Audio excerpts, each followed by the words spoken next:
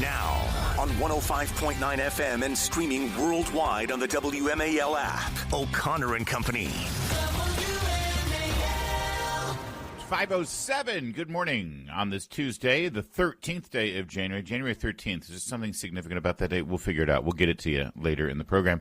Also at 7:05, John Myrick is running for governor in Maryland. He wants to talk about all about it, including, an increase in your taxes that Westmore has engineered without increasing your taxes. I mean, he's increased your taxes, but now he's really increased your taxes, but he's doing it without actually increasing your tax. We'll explain.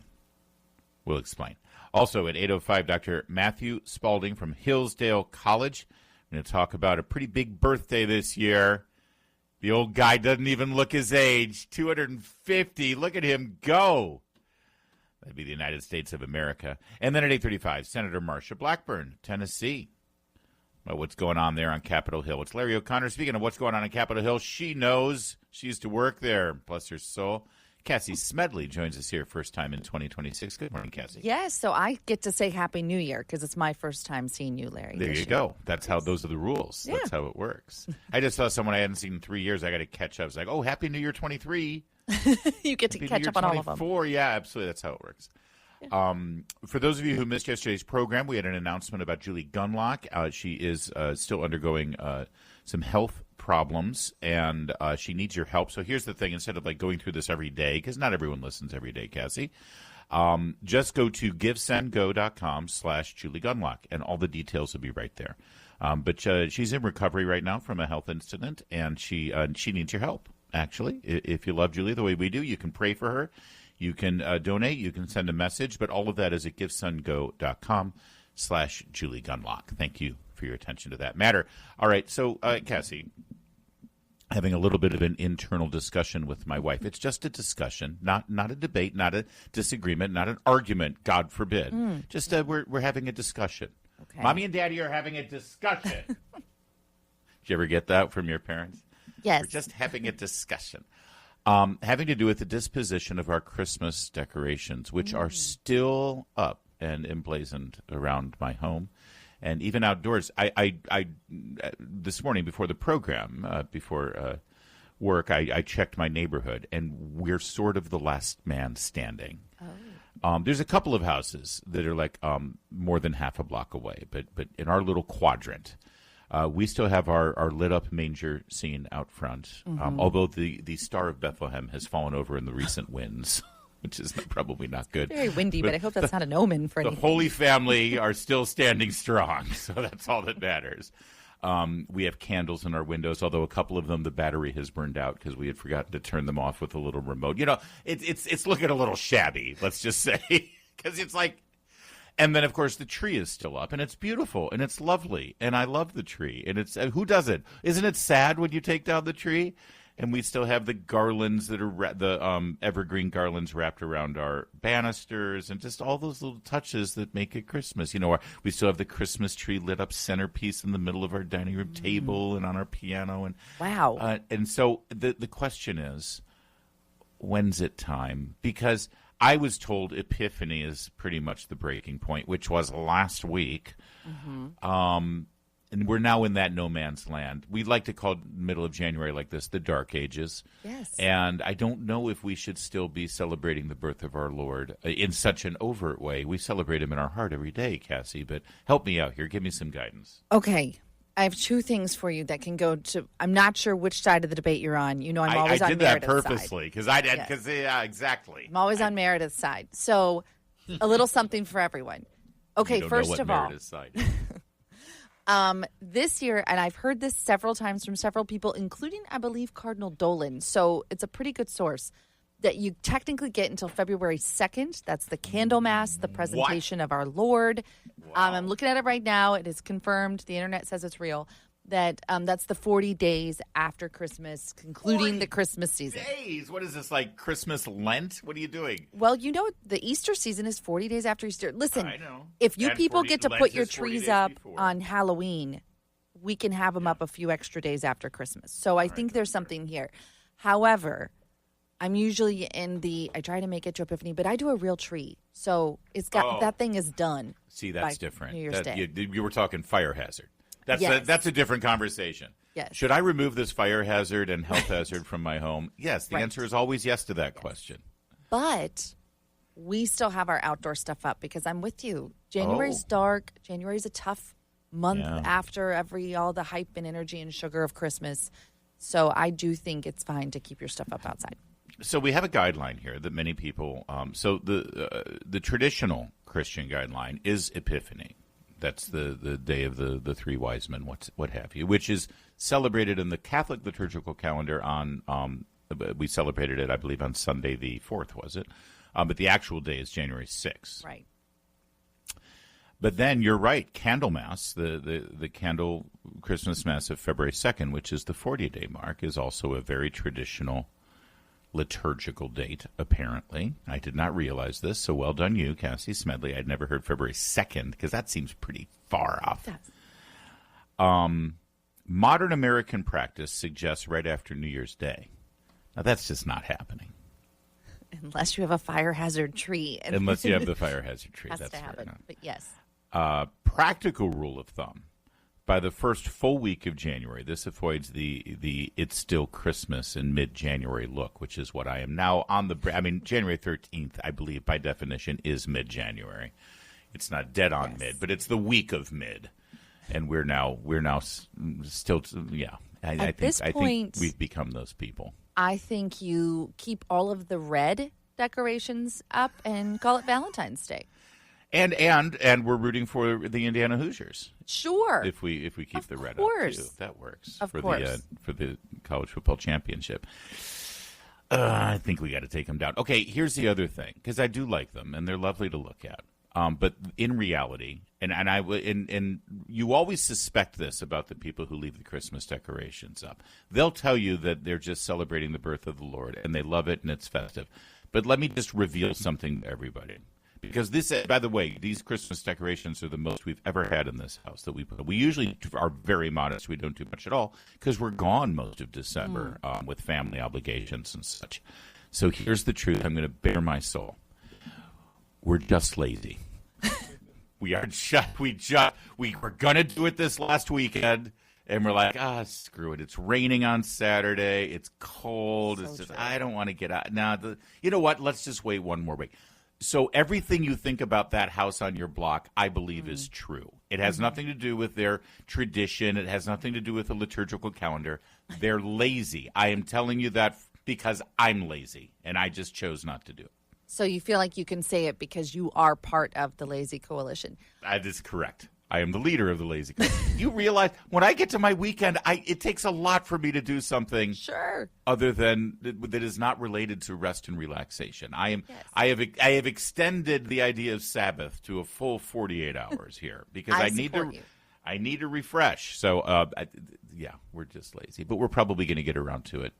Although I'm traveling this weekend, so maybe not. I don't know. Now, by this point, now you just get to commit to it.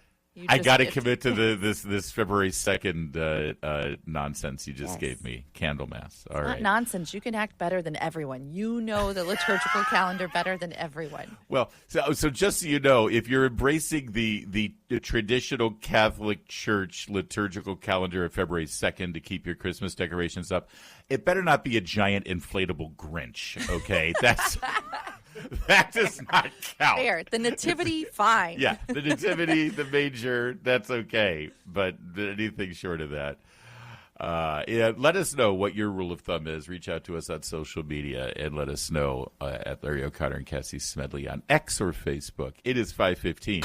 WMAL, making sense of the news. Live from the Home Paramount Pest Control Studios. Home Paramount, the leader in pest control since 1939.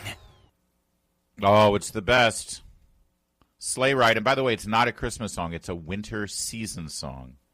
So you should be able to keep singing. There's no mention of the baby Jesus in this. It's just about riding on a sleigh. It's a sleigh ride song. Who couldn't go out on a sleigh ride? It would be really nice to enjoy some Christmas lights on people's homes while you're on that sleigh. That's come from all the lazy homes. There's a lot in the news, including the protests that continue. And The Nation magazine has suddenly discovered, remember all the years they told you that there's no such thing as Antifa, it's a myth? We're in that, you've seen the graphic, the meme of the cycle where it's like, that's not a thing, that doesn't exist, and then you eventually get to the point, it does exist, and it's good. That's where we are now. Nation Magazine has a whole profile on yes, there's an Antifa, and they're awesome. So we'll get to that coming up in a little bit. But we've got, it's been a very intense week around here with Julie's health and all the shooting in Minneapolis and all that. So there's another critical story that we have to get to, and that is the birthday party for your 4-year-old daughter, your oldest. Yes. This just in, breaking. No, but Cassie, you were sharing with us that you've learned a very valuable lesson that many new parents have to sort of learn the hard way, and that has to do with having a big blowout birthday party for your child. Yes. Okay, first of all, I realize this is a first world problem, but second, I gave in to the K-pop Demon Hunter theme, so I've already yielded on not having a princess party. Okay, now I got to stop there because my oldest first birthday party was Lilo and Stitch themed. It was very wholesome, and it gave us an excuse to do a Hawaiian luau. Right? So fun. Yes. But you cannot tell me that your daughter, who is what, 4? 4. She has no idea who the K-pop did. This was not for her. This was for you and your little millennial friends. Contraire. No. This is like Gen Alpha. There we go. There they are. Yes. Oh. This should be the new 8:30 pump up song. Your kid, you're right. There is a kid whole does not watch this. World of parents who, you can't escape it. And honestly, I thought I was going to give her nightmares. It's not. Like, it's fine. It's fun. I gave into it. We had a really fun party. It was karate. It was fun. But you know how you see that people put no gifts, please, on their kid's invite? And I thought, talk about Grinch. I was like, no. This is her first real birthday party. We're going to let her bring the gifts. She's brought other kids gifts. We're going to do it. By the way, here in D.C., you always assume that that's like a virtue signaling thing. Like, first of all, it's like saying, we're so wealthy, we don't need your junk from Target, right? Or it's in lieu of gifts, please make a donation to the ACLU's Transgender Defense Fund, right? Or something like that. Yes, exactly. And I thought, no, I'm going to be I'm from the Midwest. We are going to have let her have a fun party. Bring the presents. Well, we are also in the stage of life where we're inviting the whole class to a birthday party. Now I have a car full of 25 presents. After Christmas, after I just took down the decorations, rid out all of the junk in our house, all the toys no one was playing with, and we are starting over, bring in Santa's sleigh again. So you want to talk about the 40 days of Christmas. My kids every day are like, is there a present to open? So I'm in this funny phase of trying to kind of hide them and trying to drag this out for several months, but I'm in the debate now. If I may, this was a rookie mistake. Now, and to be fair, just so you know, I made the mistake when I was a rookie too. The difference is my daughter was, I can't remember when we did the big party for her, but she was either 1 or 2 years old.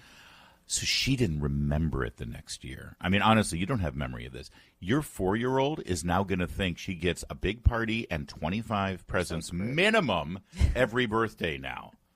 Yes. Which you may have fun with, but wait till she's 16. You are so screwed. Yeah. No, I know Heather was mentioning that to combat this, or to circumvent this now, they just go do an event, an excursion, or they go away. So that also sounds expensive, but I think we're going to have to reset the dial completely to re-manage that expectation. But I'm so grateful for the nice gifts. But of course, that's the thing. It's a you're right. First world problems for sure. It's a wonderful problem to have. But the other issue is you're right. If your daughter is in a preschool now or some sort of other educational structure, you do feel obligated to invite everyone. But that's also a recipe for disaster. You have to reach a point pretty quickly where they're discerning and they're sort of like, but they got to be really kind about it, right?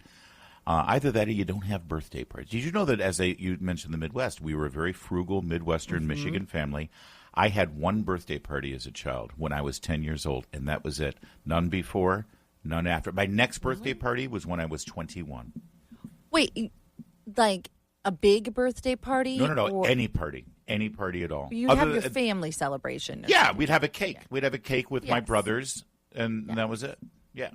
But I mean, like anyone outside of the people who lived in my home, we did not do anything with them to acknowledge my party. Oh, and you also, we did the thing, I don't know if they still do it in public school, where if it's your birthday in elementary school, mom brings cupcakes for everyone in the class, and you get a treat after lunch, right? And everybody in the class sings happy birthday to you. Yes, so you I did think get that. Do they still do that? Because I thought they'd stop it because if a parent, is unable to do that, it's not fair to the other kids or whatever, Equity. Yeah, no, at our Not school, everyone they're can like, have bring cupcakes, it so in. nobody gets cupcakes. Equity. The only thing that I think, no, we did do that, but it has to be, basically everybody brings the same cupcake because it has to be like nut-free, dairy-free, or not really, Everyone but gets the same cupcake. it's not fun. Welcome to Mom Donnie's New York. There's this one tray that's acceptable. Well, happy birthday. What's your daughter's birthday? Her Do you mind saying, or birthday you can was in tell? December, Oh. so we actually did it in January. This is another debate. It's too much Because it's too during close Christmas. to Christmas, and so you don't want to, Yes. Bless it. Anyway. It's 5:23. So we've gone in the progression of gaslighting and denial from the political left, from the media, from Democrats regarding Antifa. We started with Antifa doesn't exist. It's it's just an idea, not an organization.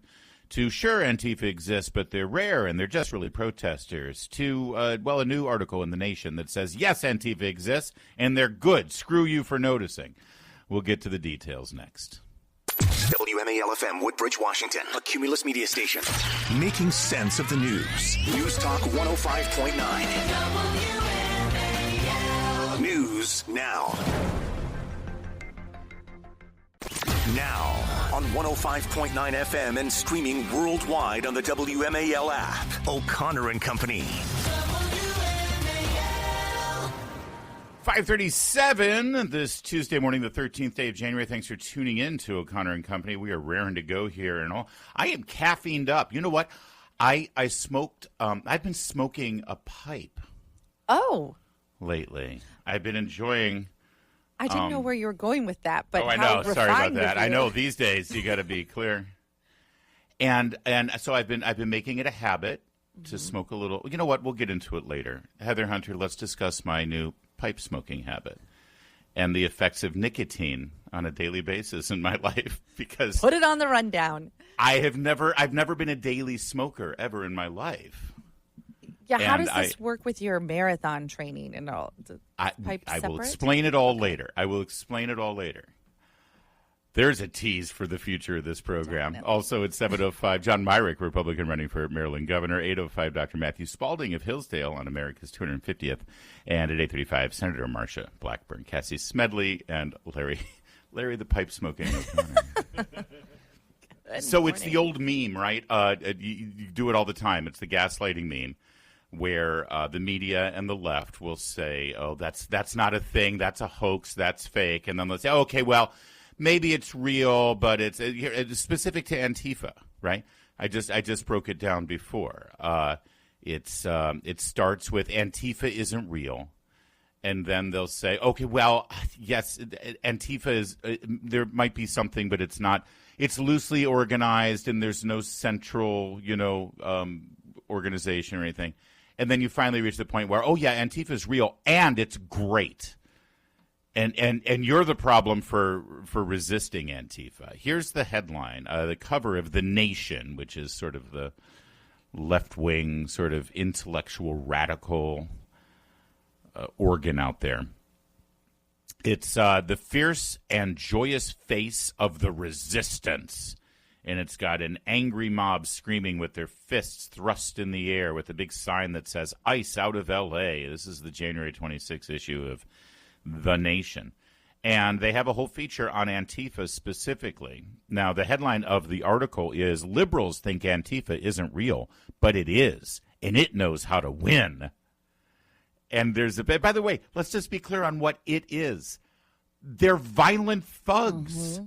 They're domestic terrorists. And The Nation's like, hey, they know how to win. Well, sure, say what you will about Hitler's stormtroopers, but they knew how to win. They got out the vote, Oh, well, and how much fun is it to be able to go out and not care about the rule of law. And, of course, if you're running around these blue liberal cities, you don't even have a fear of getting arrested or locked up. You're like, yeah, they're just going to let me out anyway. So it's pretty easy when lawlessness is the name of the game. The X post features a a dude with his face covered up in a stocking mask, a baklava, carrying the Antifa flag, and it says the liberal and centrist establishment have often responded to MAGA hysteria about Antifa with a degree of dismissiveness and snark.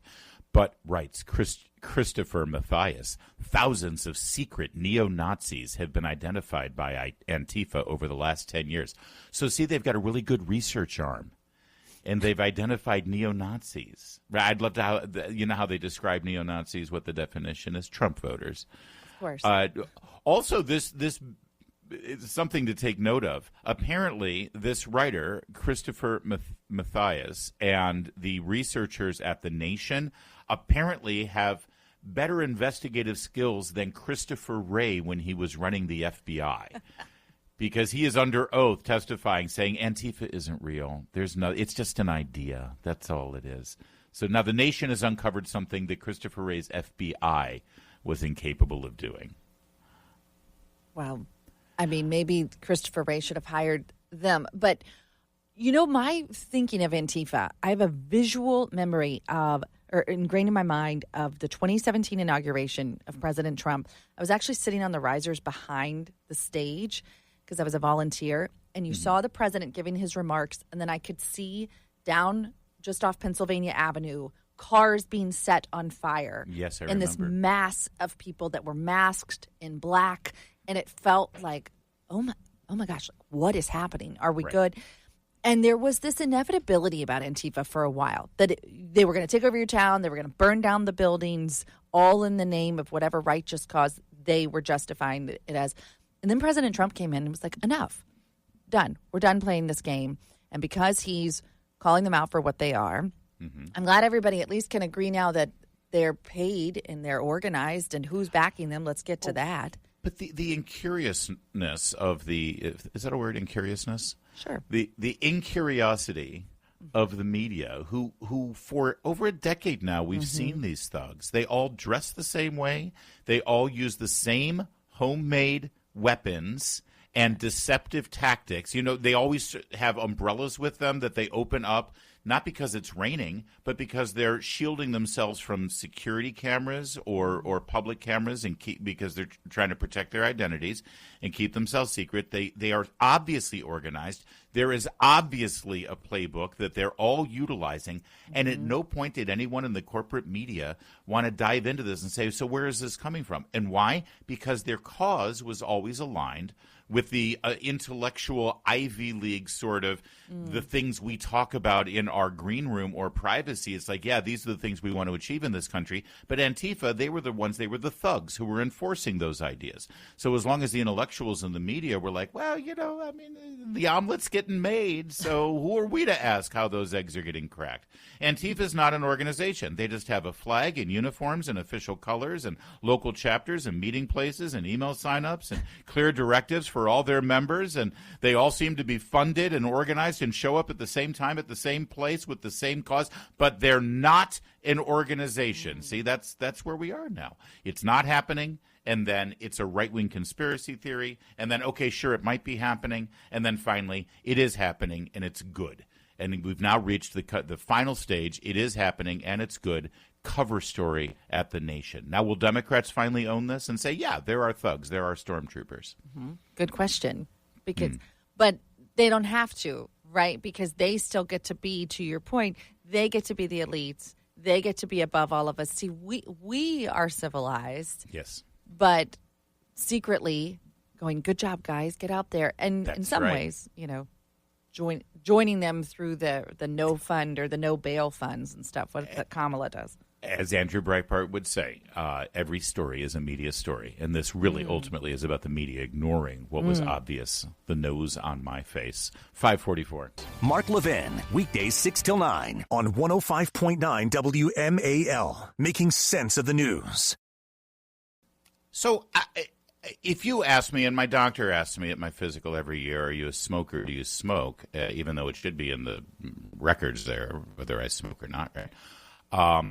And the answer is always no. And I said, I'll have like maybe one cigar a month, which is true. I mean, I do between 12 and, okay, maybe sometimes more than one cigar a month over the summertime, because there's something, very ritualistic about sitting outside and having a nice adult beverage, sitting by the fire ring, with our neighbors and kids and stuff. So, yes. So let's say I do 20 cigars a year, right? But again, and the nature of a cigar is you don't inhale. Bill Clinton, forgive me. So honestly, I mean, as the dangers of tobacco smoke go, it's very different than being a 1, 2, or 3 pack a day cigarette smoker, right? But smoking a cigar has its drawbacks.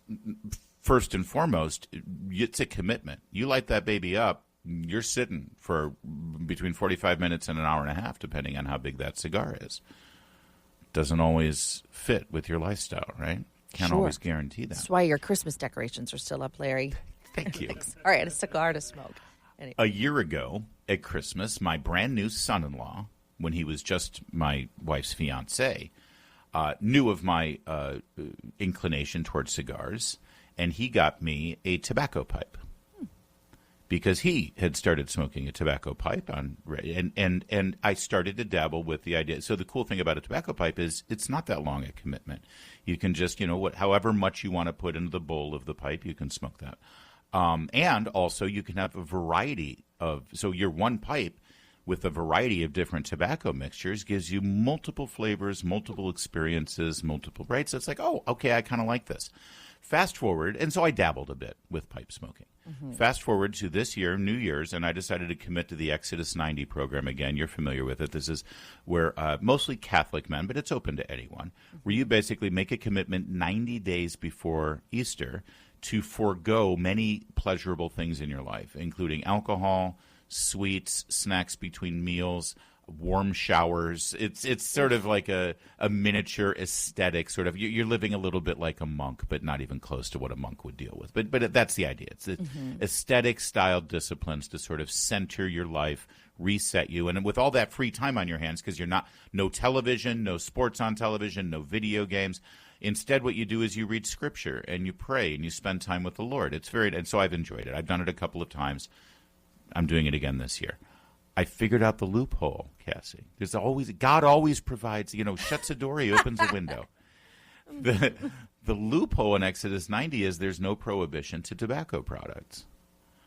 And so my new routine now is when I set aside my hour to read scripture and to pray and I fire up my pipe.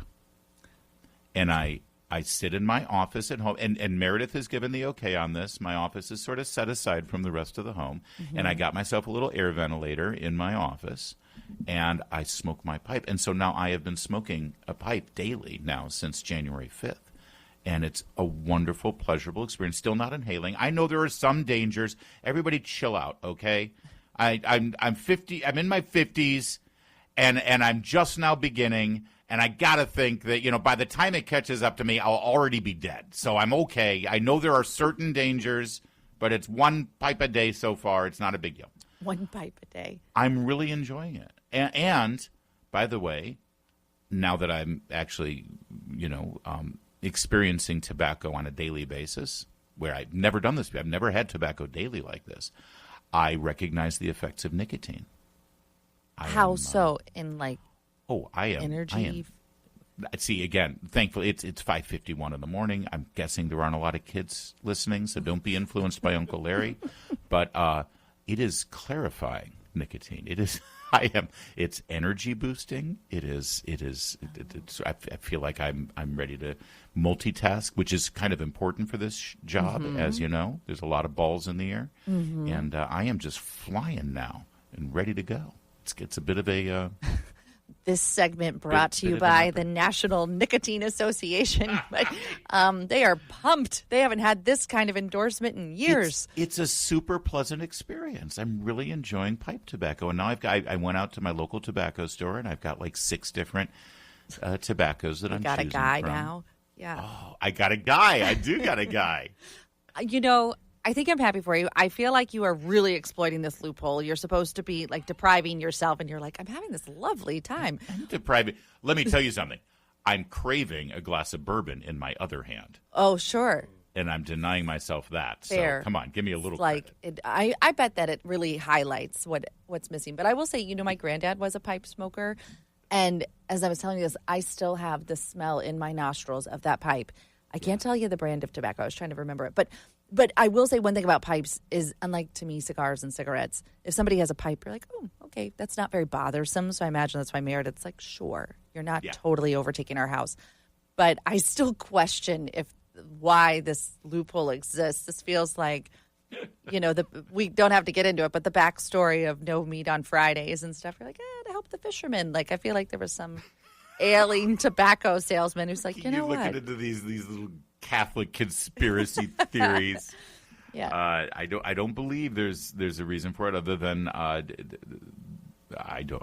wouldn't venture to guess. I'll find out. I'll ask the person who began the Exodus program if there's a reason for that. I'm happy for you. I wonder what this will look like when you get back into your marathon training, but I'm happy for this moment. So funny you should say that, because I am there's a Marine Corps 17K coming up in March. So I am running. I ran 2 miles at sundown. It was like 37 degrees out on Sunday night, and it was fine. It was fine because I'm not there's nothing going into my lungs. I mean, trace amounts. I recognize there's a little bit, but I felt so far so good, but I'll let you know. But the training has begun already for the next race and half marathon in May. So I'll let you know. Thanks for checking. Why do you have to be a killjoy? Why do you have to? It's 5:53.